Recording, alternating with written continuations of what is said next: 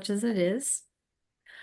Hello, everyone. Welcome to Dessert and a Movie tonight on this blustery day. Right now it's snowing sideways. I must be in Kansas. And so I'm so glad that you all came out tonight.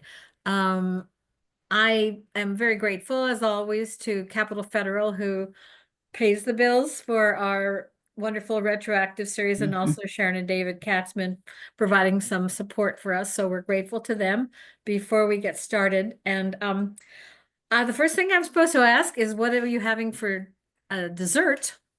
I'll lead the party. I made shortbread. I mean, what better thing is there to do with butter, flour, and sugar?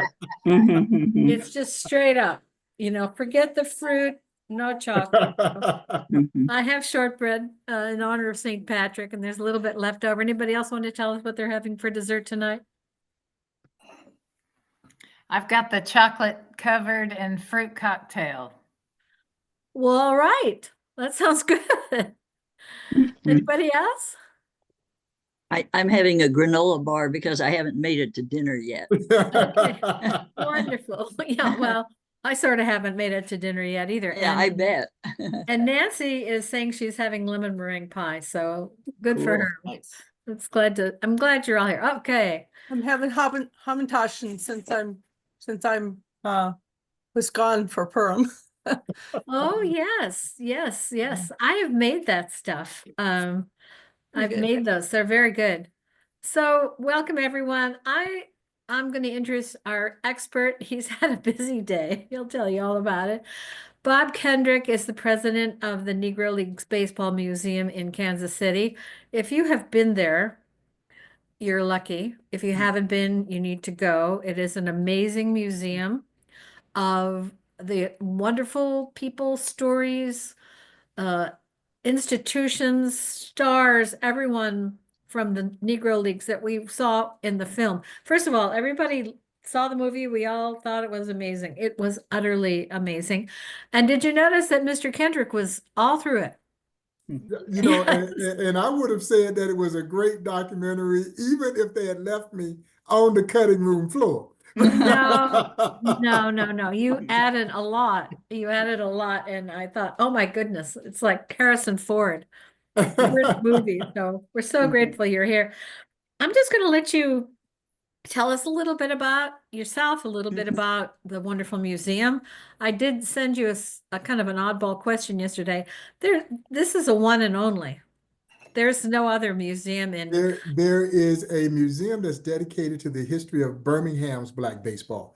Okay. But we're the only one that is there to kind of elevate the history in a general capacity of the Negro Leagues Black baseball in general, the professional Negro Leagues specifically. And we're the only one that's been deemed a national museum by the United States Congress, as deemed and designated so in 2006, which we were certainly proud of, particularly folks, given the grassroots origins of how this museum came to be. And some of you may have heard me tell the story of how we started this project in a little tiny one-room office there at historic 18th and Vine inside the Lincoln Building. And at that time, the Lincoln Building was the only functioning building there at historic 18th and Vine, which is so interesting in its own right, because you have to remember that once upon a time, 18th and Vine was as prominent and as, I think, as recognized street cross section as there was anywhere in the world, because you had that intrinsic mixture of jazz and baseball radiating from that one street corner. And people to this day still come in from around the world and stand on the corner of 18th and Vine and take their picture. But like a lot of urban areas, it had died. And you can, believe it or not, trace the demise of so many of those urban communities to the loss of the Negro Leagues. Yeah. Wherever you had successful Black baseball, you typically had thriving Black economies. And 18th and Vine was no exception. It was that cultural crossroads where jazz and baseball intersected. And so this museum anchored there in 1990. in a little tiny one-room office where guys like my dear friend, the late great Buck O'Neill, and other local Negro Leaguers who were still with us. Sad to say, folks, they've all passed on now. Yeah, all of those who were still here at that time involved with that museum, we've lost them all. And they literally took turns paying the monthly rent to keep the little office open.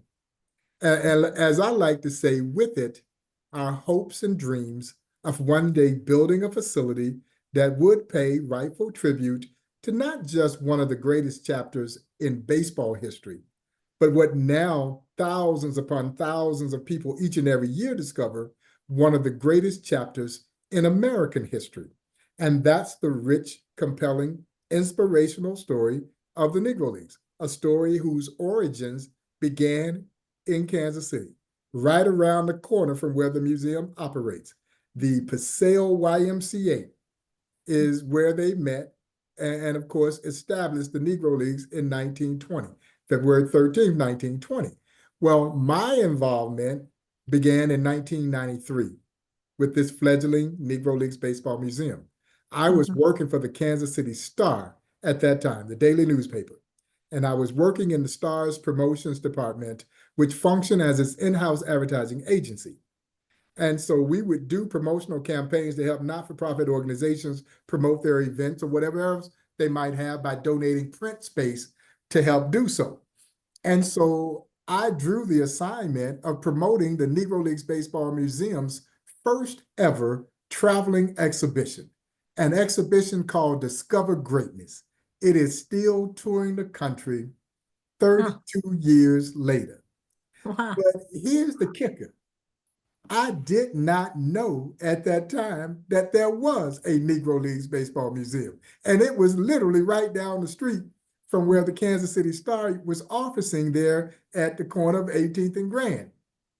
And so I said, well, I better go find this museum so I can do a little research, background work, so I can put the campaign together. I pull up in front of the Lincoln Building. And I go into the Lincoln Building, I go up to the 3rd floor, and I'm looking for this Negro Leagues Baseball Museum, not sure I'm in the right place. And I stumble upon an office, I peek my head in, the late Don Motley, who was then the executive director of the museum. He's sitting behind his desk.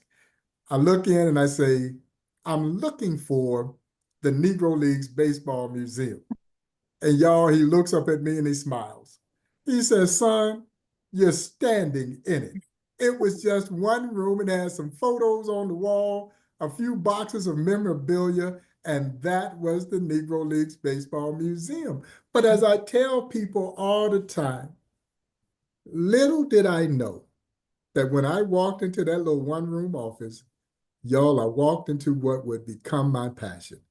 I fell in love with this fledgling museum, with its mission, and the amazing athletes who made this story. Yeah. And I was a baseball fan. And I quickly realized just how little I knew about the history of this game and its connections to the history of this country. And I guess you could say that I became engrossed in it. I wanted to learn as much as I could, and y'all, I didn't want to keep it to myself. I wanted everybody else to feel the same way that I felt about it. And then I met my friend Buck O'Neill. And I was no different than everybody else who encounters Buck. It was love at first sight.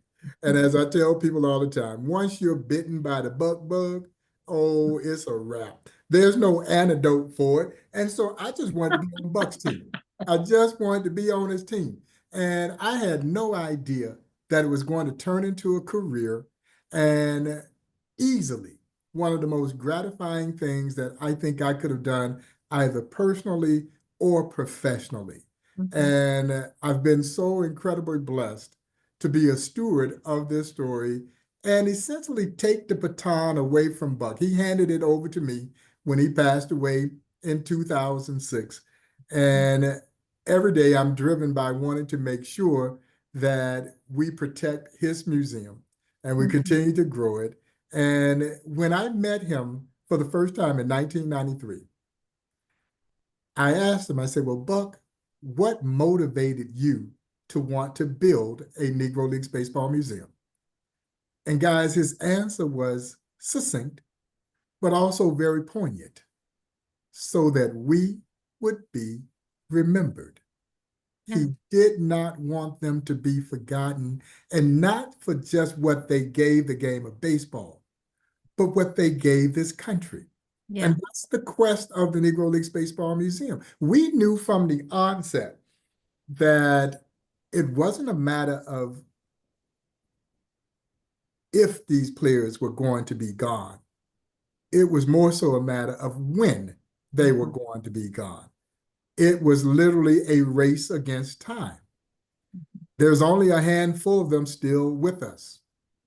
And we wanted to ensure that their legacies didn't die when that last Negro Leaguer left the face of this earth. The story is too profound. It is too compelling. It is too awe-inspiring to have risked the possibility of losing it to time, because that's exactly what was at stake if it wasn't for the evolution of this museum. We could have potentially lost a piece of baseball in American history, and that would have been a travesty. And we've been steadily building on Buck's dream.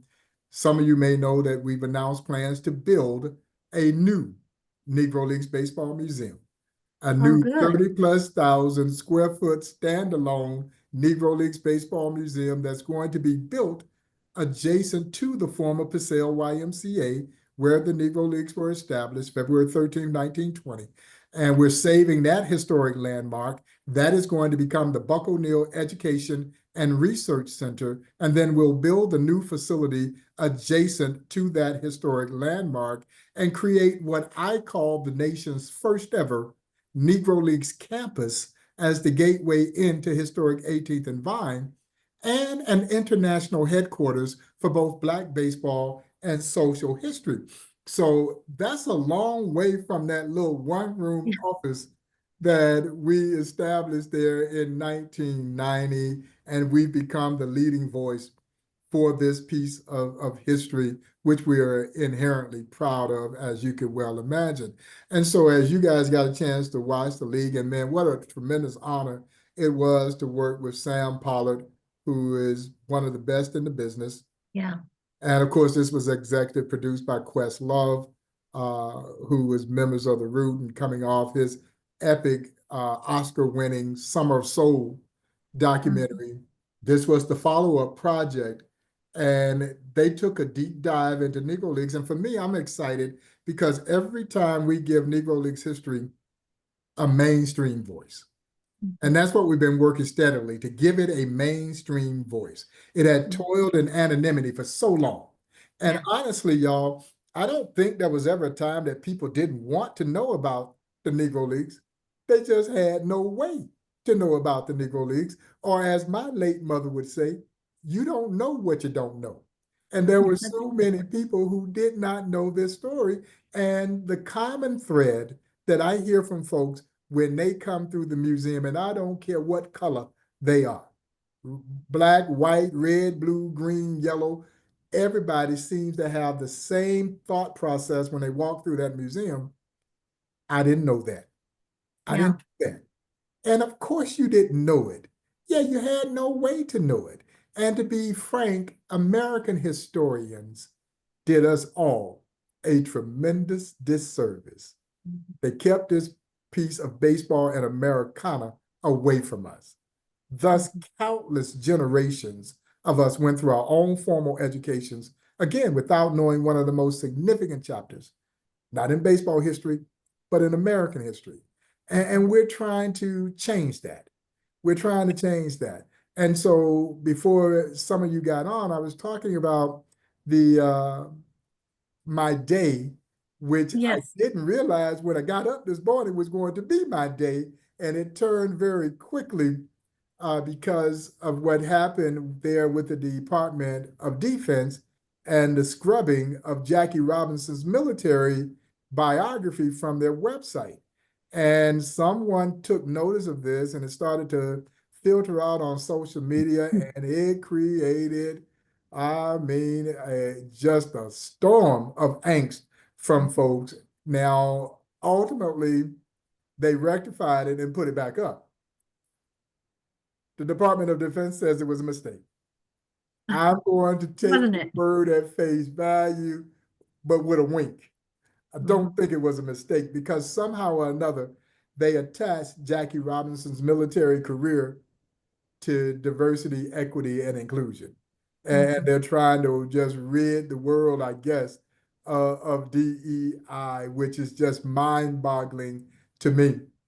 But it is an insult to even Yeah, remotely attach Jackie Robinson's illustrious life to right. an initiative because it's so much more than that. And his military career is profound. Jackie Robinson was a Buffalo soldier. Yeah. Jackie Robinson, as you guys know, was stationed right up the road from Lawrence, Kansas, right up the road there at Fort Riley, Kansas. Mhm. And as I like to tell the story, you know who else was at Fort Riley, Kansas? Jackie's enlisted in 1942. You know who else is there when Jackie No. gets there? Mm-mm. Joe Louis, the heavyweight boxing champion of the world. Now, can you imagine this?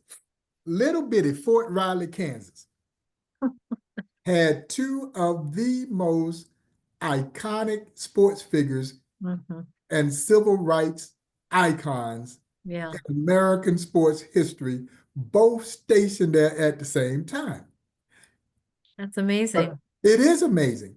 But at that time, Joe Louis was the star because to be the heavyweight boxing champ or the world's fastest man, Yeah, those were the two most prestigious sports titles that could right. be held in this country.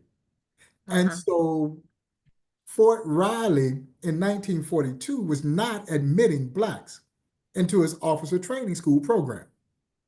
Jackie and other African American enlistees had more than the necessary qualifications. You got to remember, Jackie Robinson was college educated.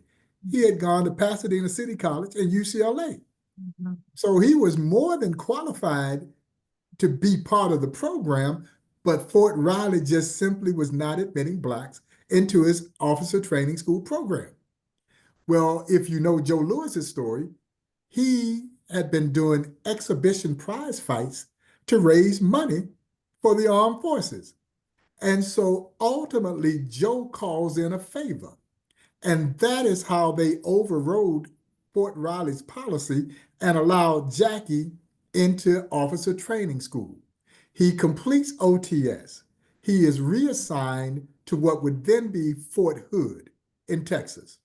And Okay. of course, he was court-martialed from the U.S. Army for refusing to give up his seat to a white person on the bus. Because the bus was on military grounds, he was successful in winning his court-martial trial.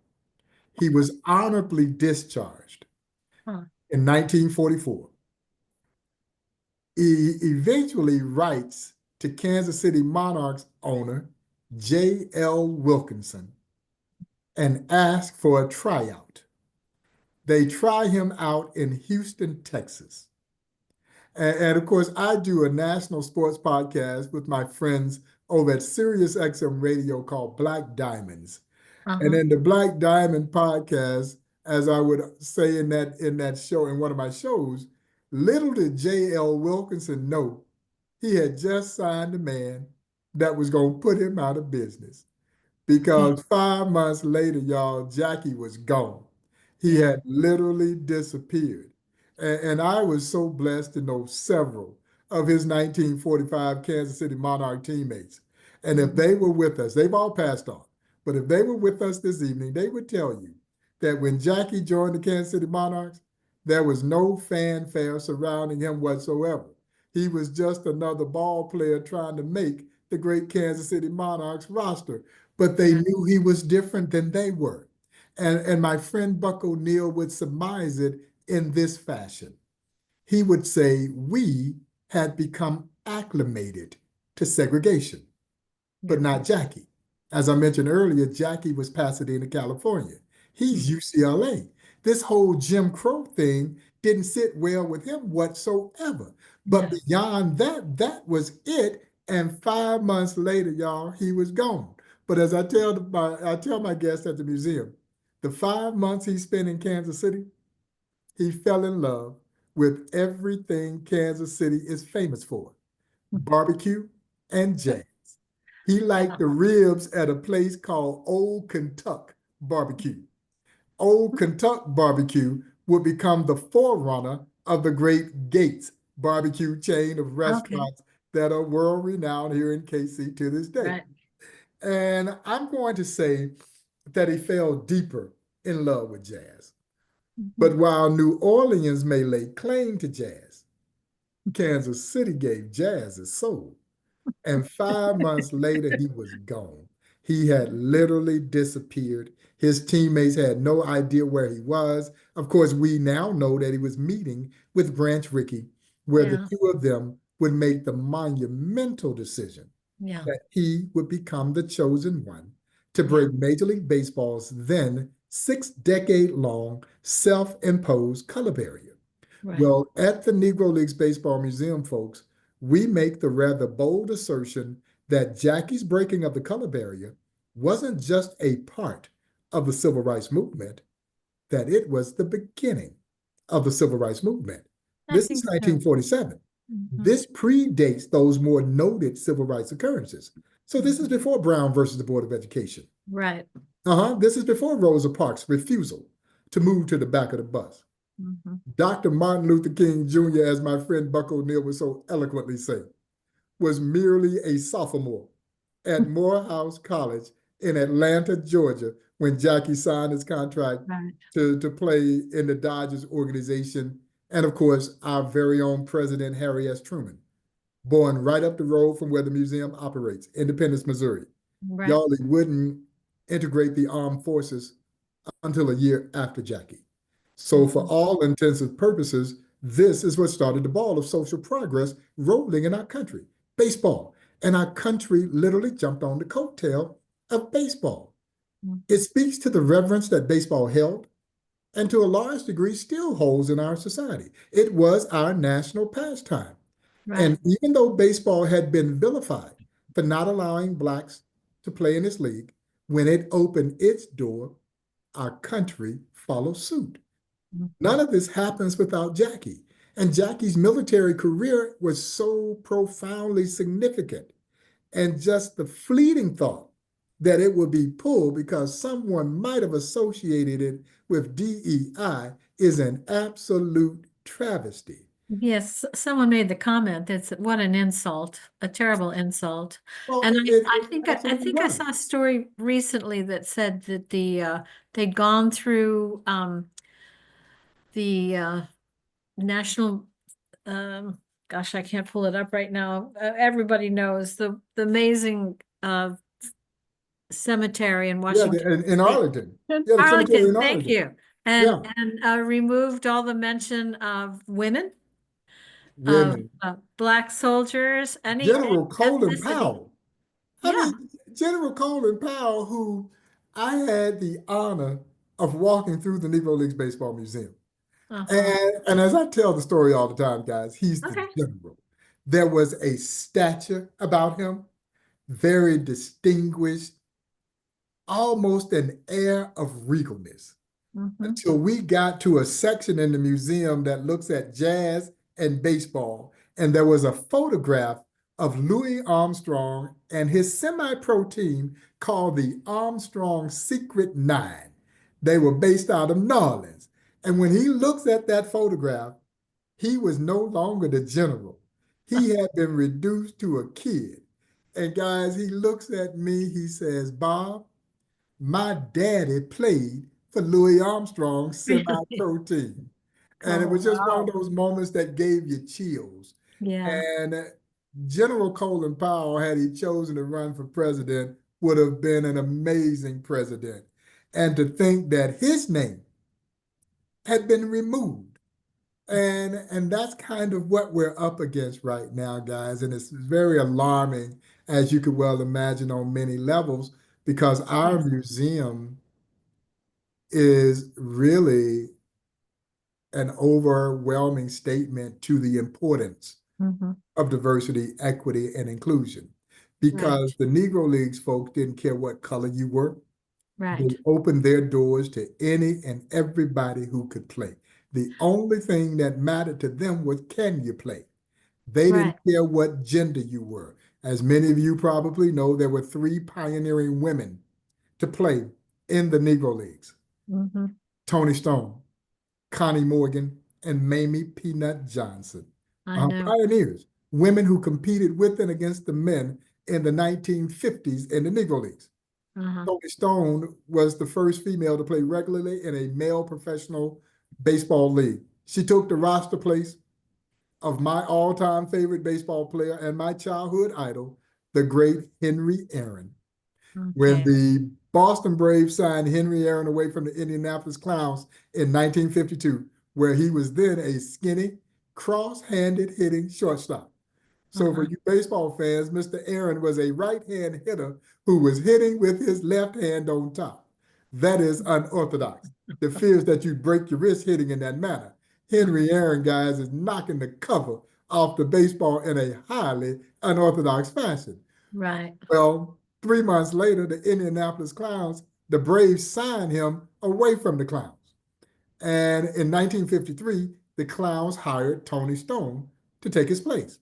They Mhm. then bring in Connie Morgan, who hailed from Philadelphia, and my dear friend, the late great Mamie Peanut Johnson, a 5'3" pitcher with a strong right arm.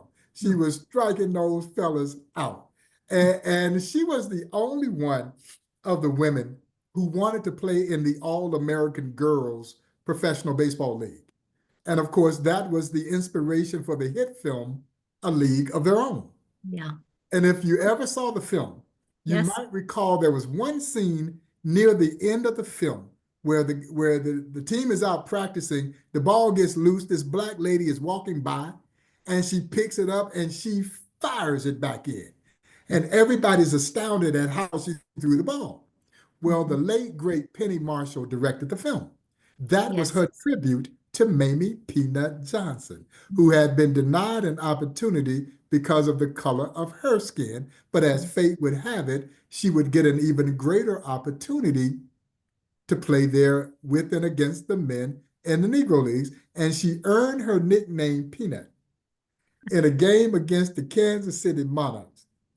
And the Monarchs had a really talented leadoff hitter named Hank Bayless. Hank Bayless was a really good hitter. And apparently Hank didn't realize that there was a woman on the mound. And when he does, he steps out of the batter's box. He looks up on the mound, peering out on the mound, and in this very condescending voice says, "What you doing up there? You ain't no bigger than a peanut." And she promptly struck him out. And she was Peanut from that day on. Uh-huh. And there were women who were owners of Negro League teams. Yes. They ran Negro League teams. So the likes of Hilda Bolden, Mhm. Olivia Taylor, Minnie Forbes, who's still alive, and Effa Manley, AKA the queen of the Negro Leagues. Yeah, so the Negro Leagues didn't care what color you were, and they didn't care what gender you were. Can you play? Do you have something to offer? Right. That's the way it is supposed to be. And guys, that's why I say that the Negro Leagues embodies the American spirit, unlike any story in the annals of American history. It is everything that America prides itself about being. It is not there yet. There's still work left to be done. Right. But when we look at a story like that of the Negro Leagues, who fundamentally, the spirit of the story is, you won't let me play with you in the major leagues. Okay, I'll create a league of my own. Right. Yeah, I'll create a league of my own. And when you stop to think about that, that is the American way. And so while America was trying to prevent them from sharing in its so-called national pastime, it was the American spirit that allowed them to persevere and prevail. And Mhm. that's what I remind my guests. This story is not a woe is mine kind of story. Guys, they never cried about the social adversity. No, they went out and did something about it. Yeah, and that's what drives this story. It is Right. a celebration. It is granted the celebration of the power of the human spirit to persevere and prevail, and that is how we treat it. Mhm. So yes, you are exposed to the ugliness of American segregation, a horrible chapter in this country's history. But Right. again, the story here is what emerged out of segregation, this Mhm. wonderful story of triumph and conquest. And what's not to love about those kinds of stories when we are exposed to those kinds of stories? And so the Negro Leagues gave women an opportunity to do things in this country before this country gave women an opportunity to do things. I This know it is amazing, and I did enjoy the beginning of the film when Hank Aaron said he was playing with broomsticks out in the weedy lot. You know, he said it was something like baseball, and then they went on, and of course was there, Maya Angelou, and talking about how it was always good news about the league. Have you heard about the league? And I so admired, you don't want us? Fine. We're doing great here. We've got this amazing, lively, vibrant society going on. We've got these amazing athletes. We're having a ball over here.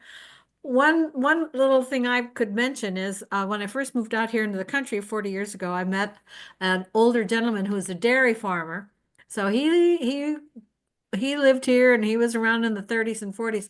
And he said one of the things that he loved to do was go see those Monarchs play. That was the best kind of baseball he had ever seen. And he's gone now too. But a wonderful dairyman out here, he said they love to go into Kansas City and see them.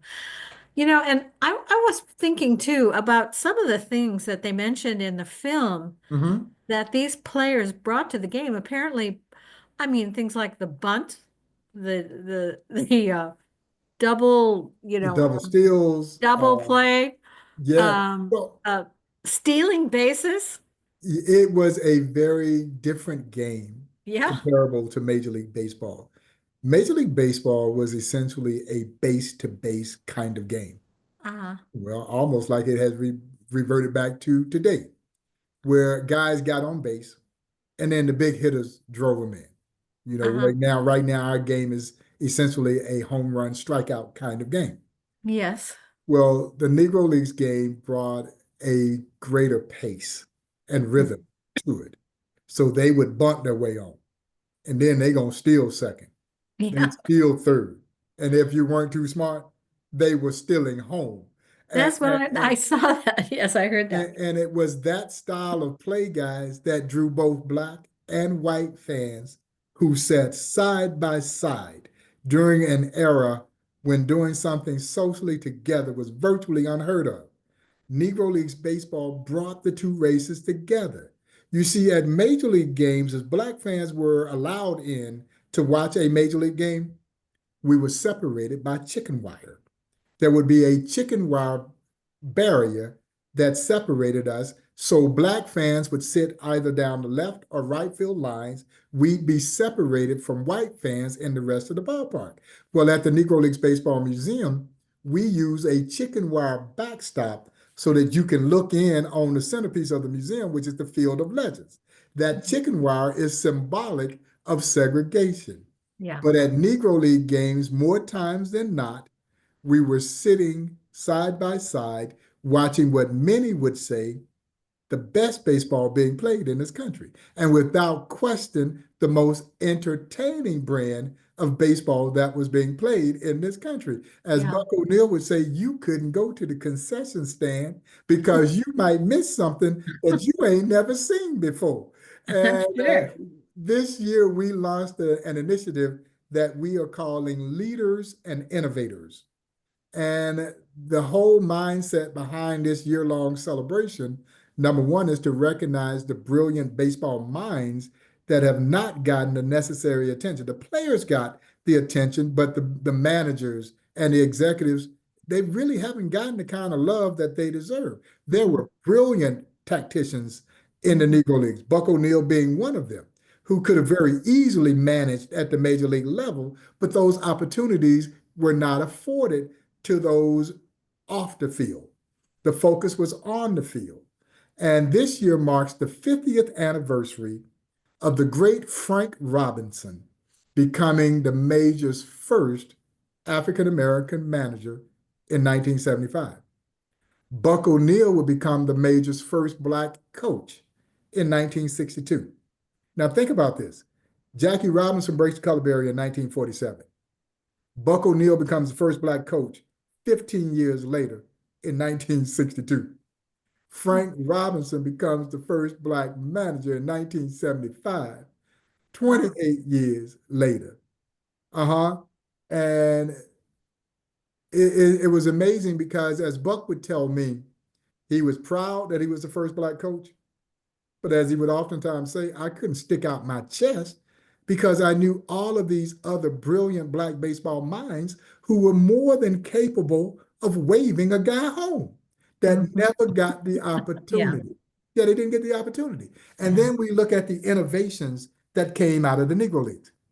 The batting helmet, shin guards, and the most prolific of them all, night baseball.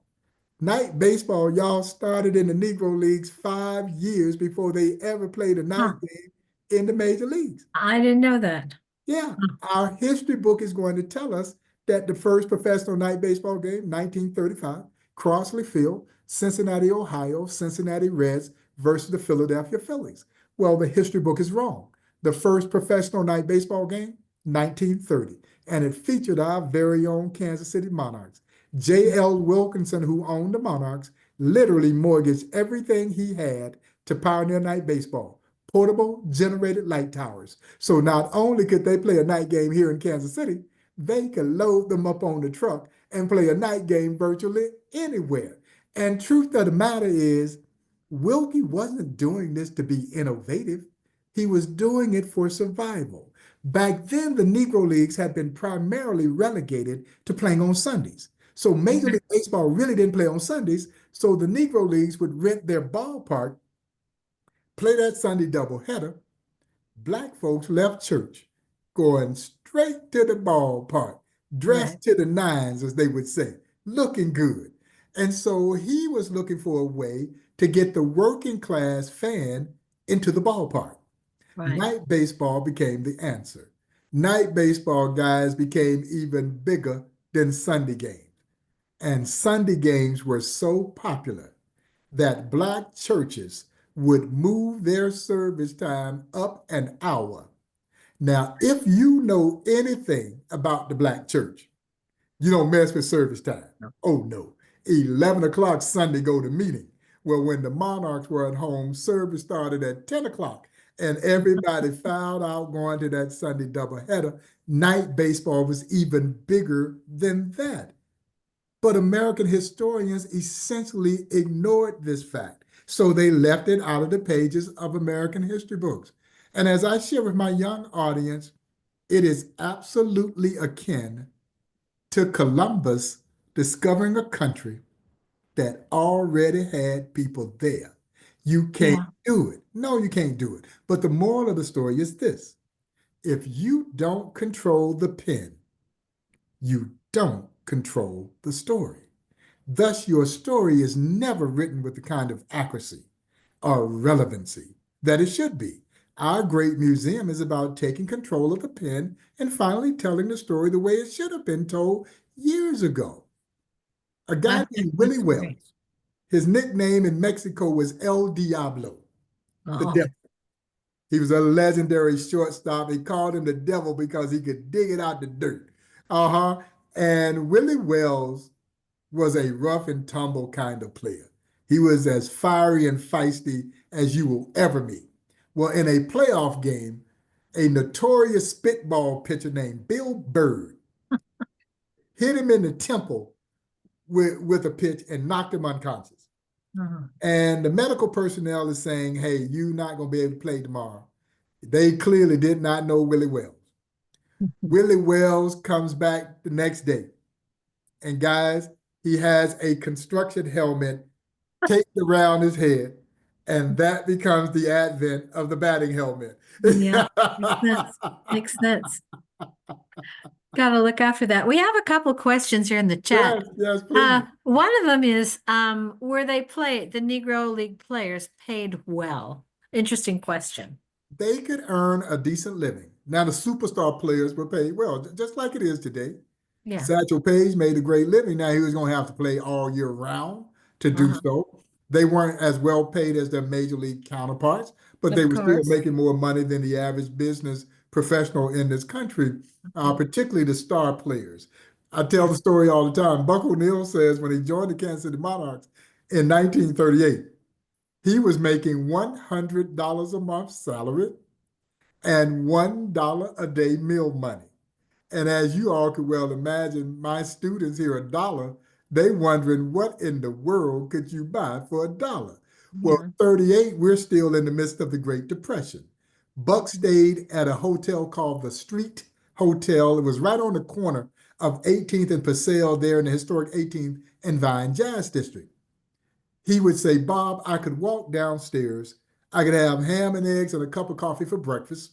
Said he skipped lunch, but could have a Kansas City strip steak dinner with all the fixings plus dessert. At that time, he smoked, could buy a package of Camel cigarettes, could walk across the street to the Gym Theater and see the matinee, and still have 15 cents to play with out of that dollar. So that dollar went a long way at that time. And Yes. so, but guys like Satchel Paige, because he was such a star, and Satchel Paige would ride into towns and the entire towns would shut down. And of course, he would negotiate a percentage of the gate. So those guys made a lot of money. And then the other thing that they would do is when the Negro League season was over, they would go to Latin America. And actually, in Latin America, they made more money down there than they did actually playing in the Negro Leagues. And when they went to Latin America, there was no separation. Yeah. No, we all played together. So the major leaguers knew that these guys could play because they had played with them against them in Latin America, and even in the States, they had competed against one another. And the record books bear out that the Negro League teams or the Black All-Star teams won the majority of the head-to-head matchups against their white counterparts. So there was really never doubt about their ability to play in the major leagues. It was simply the social conditions of our times and fear. And I picked the word fear because I think fear had as much to do with this as anything. Because I don't think the superstar major leaguer was concerned about integration. Ted Williams wasn't concerned about integration because Ted Williams could play. It was the average major leaguer that was concerned about integration because you allow this influx of black and brown talent in, I might lose my job. Right. And they did point out in the league that boy, talk about a sourpuss guy who was forever the commissioner. And he was I mean, who is this guy? And Kennesaw Mountain Landis. yeah, and Brent Rickey brought up, are we gonna talk about Jackie Robinson or getting somebody up? And he said no. You mean No, the guy had to die for he was a staunch segregationist. The owners were adhering to a 6-decade-long yes. gentleman's agreement. There was nothing written that banned blacks from playing. And here's the thing, the owners were quick to say that. They'll say as the movement for integration was gaining some momentum, they would say, well, there's nothing that says a black man can't play in the major leagues if we can find the right one. You're surrounded by all this talent. And the mindset was if we can find the right one. And Landis is complicated. He's very complicated. Because I do wonder if he was as vile as he's been portrayed to be, because I do think he was carrying out the owner's dirty work. They did not want to be seen as racist. And that's usually the case. Most people who are racist don't want you to know that they're racist. So they had Commissioner Landis. And the story is so interesting. And we're working now to try and get a dramatic TV series done on the Negro Leagues. It has to happen. That'd be good. And because there would be multiple episodes on just the banter that was going on as we were getting closer to integration in this game. There was a push and pull. And Landis, of course, had vowed that as long as he was commissioner, there would never be a black man playing in the major leagues. But as you mentioned, as fate would have it, he died. Yeah. And when he dies, the owners start a search for a new commissioner. And as you guys know, they land on a guy named Al Happy Chandler, Uh-huh. a white Southerner from Kentucky. So naturally, they thought they had their guy. Yeah, they thought they had their guy who would uphold and maintain this 6-decade-long segregationist position that had basically kept blacks out of the game of baseball. But Chandler was nothing like they thought he was. No, he wasn't. And Branch Rickey, who the owners really didn't like, they didn't like Rickey because they saw Rickey as being the smart aleck kind of know-it-all. And you know what? He was. He was, He yeah. was. But he outsmarted them Mhm. because what Rickey knew was that Landis, who when he was installed as commissioner, for the first commissioner for Major League Baseball, he had installed for himself the unilateral power to overturn the owner's vote. Who knew it would be that installation of power that would come back and bite the owners in the behind? Because Okay. Rickey knew that the new commissioner also would have that unilateral power to overturn the owner's vote. Now Okay. the question is, would he exercise that power? And guys, I have no doubt in my mind that Rickey and Chandler orchestrate the move to bring Jackie Robinson into Major League Baseball. There is no way that Branch Rickey is going to walk into a meeting where you already know the deck is stacked against you without having prior reassurance that the new commissioner would overturn the vote. And that's exactly what he does. Yeah, he outsmarted the rest of the. Yeah, that's brilliant. I've got a Yeah, question here. Were all of the Negro League games general admission? That's an interesting question. I mean, there wasn't like a better box and a no, close. they had box seats. They did indeed have Okay. box seats. And keep in mind, because they were playing in many of the same stadiums that major leaguers were playing in, they had the same ticket structure. Okay. Yeah, they had the same ticket structure. And here's the other interesting juxtaposition around this. That's one of the reasons why it took so long to integrate, because Major League Baseball, y'all was making money from the Negro Leagues. Yeah, Right. they're getting a percentage of the gate and likely all of the concessions. So there Yeah. were teams who were in no hurry to see integration because you knew you were going to lose that source of revenue. We Right. acquired a letter. This letter was written back in 1945 by New York Yankees managing partner Larry MacPhail. It's called the MacPhail Memorandum. And in this letter, MacPhail, actually, let me backtrack. New York City Mayor Fiorello LaGuardia, Mhm. same person the airport's named for. Yeah. He was part of an effort pushing for the integration of baseball. And he had put together a commission to examine the integration of the game. MacPhail is on the commission. He pens what is called the MacPhail Memorandum. And in the letter that he writes to the mayor, he lays out why integration is such a bad idea. And he actually offers some points of validity. For instance, he would say, well, if we sign Negro League players, we will put the Negro Leagues out of business. Well, That's absolutely going that's to be true. a byproduct of integration. He's absolutely right. Right. He would go on to say, well, you know, those players are bound legally by contract. So we can't just go in and take them away from the Negro League teams. Theoretically, he was right again. But Branch Rickey didn't think that because contrary to popular belief, Branch Rickey didn't sign Jackie Robinson from the Monarchs. He took Jackie Robinson away from the Kansas City Monarchs. Yeah. Kansas City Monarch owner J.L. Wilkerson, as my mother would say, never got paid not one red cent for a ball player who was under contract. Right. And so again, theoretically, he's right. Now, then he'd go on to say something completely asinine. He said, well, you know, they lack the faculties to play in our league.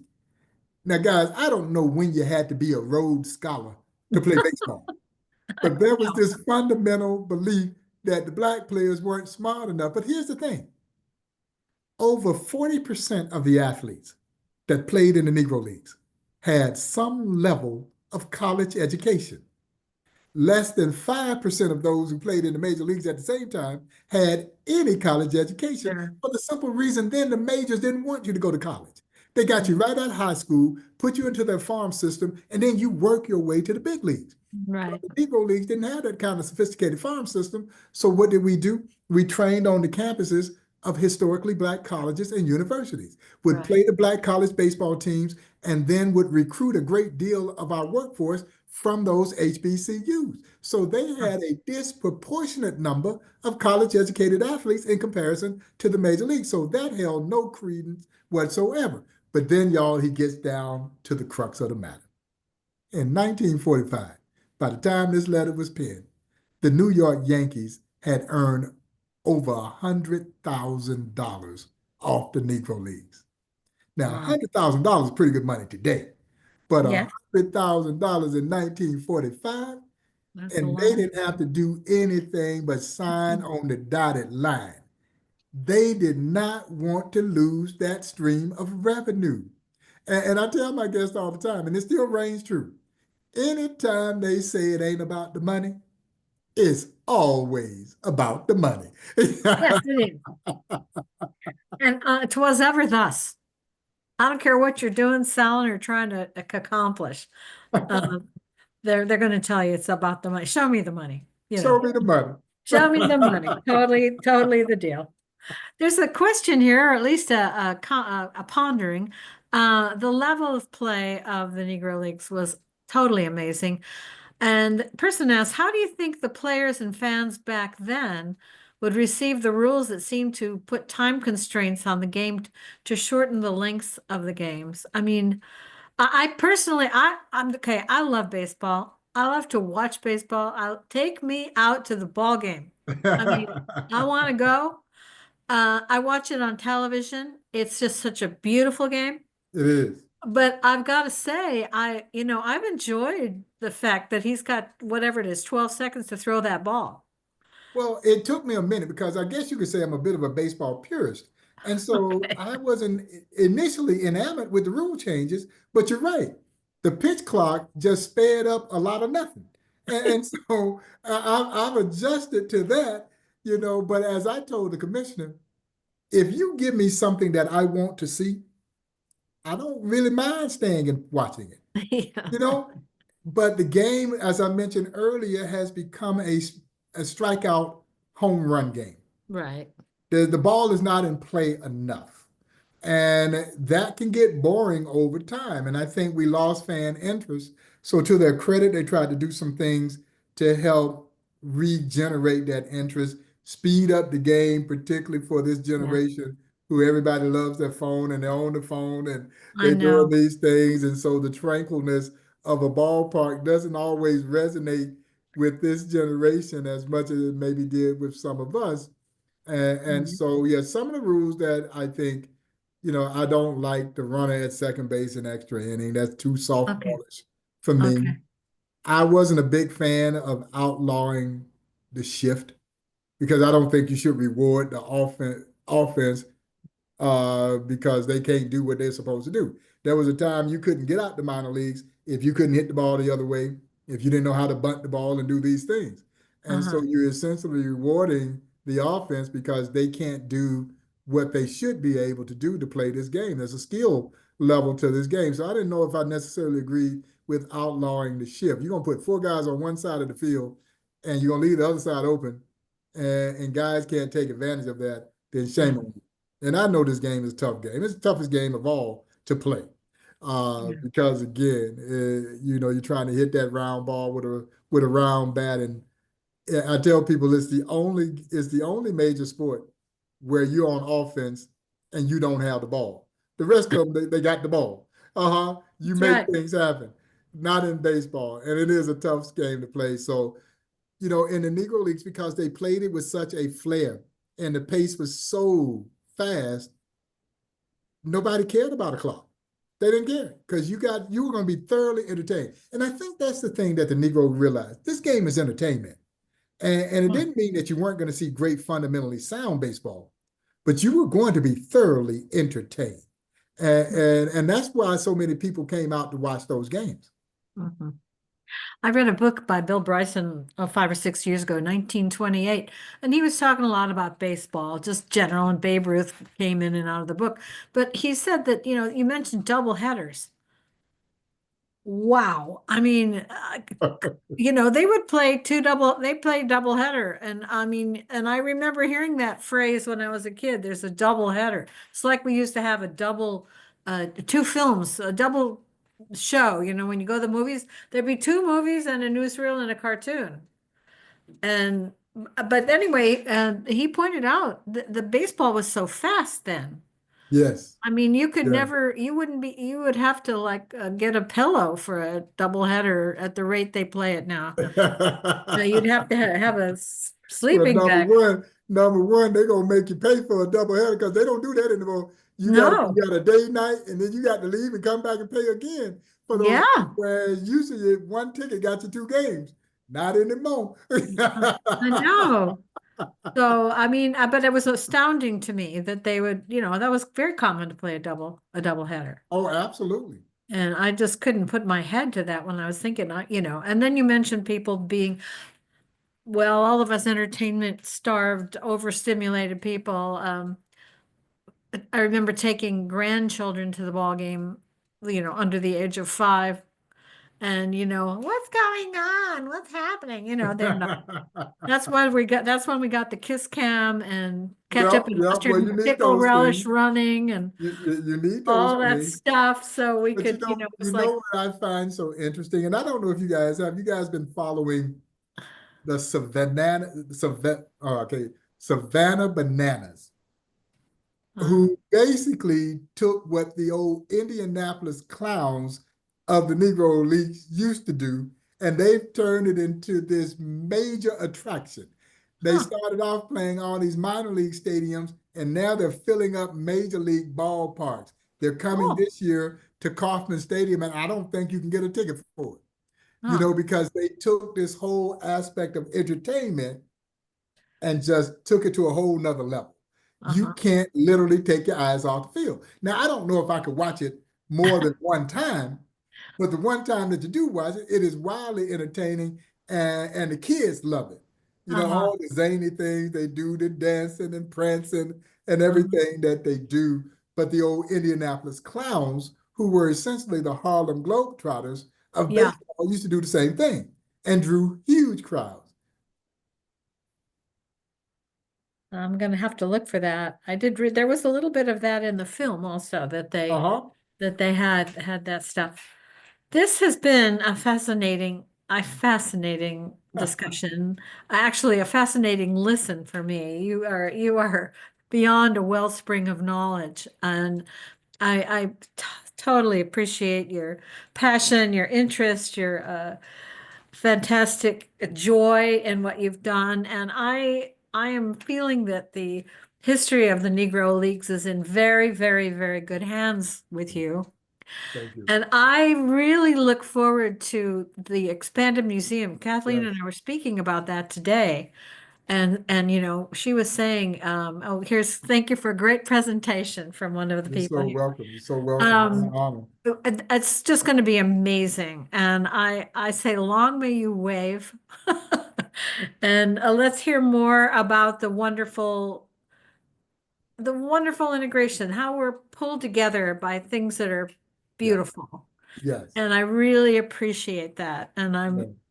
so let's all keep going to the baseball games, buying peanut and Cracker Jacks. And everybody, please go see the Negro Leagues Museum if you Come and haven't see me. been there. Yeah, please come make plans to come see me. It's such a special place. I'm thinking about maybe we did go as retroactive. I was not the honcho then, but I think it wouldn't be bad to repeat that again, maybe in the fall or sometime, Yeah. because it's a fascinating museum. You can get pretty good barbecue up the street at Arthur Yes, Brown, you can. if you don't mind me. Thank you so much, Mr. Kendrick. Thank you everyone for being here. We're all going to give you a hand. My Thank you pleasure. so Thank y'all. much. It Thank was y'all for having me. amazing. Okay, and All we'll all right. next time, and thank you for being with us. You're Okay, so good night. welcome. Good night, Okay. everybody. When is All that right. See y'all soon. expansion? When is that Okay. expansion complete? We got to raise about $30 million. So we're in a capital campaign right now. and we anticipate opening in 27. Awesome. Good.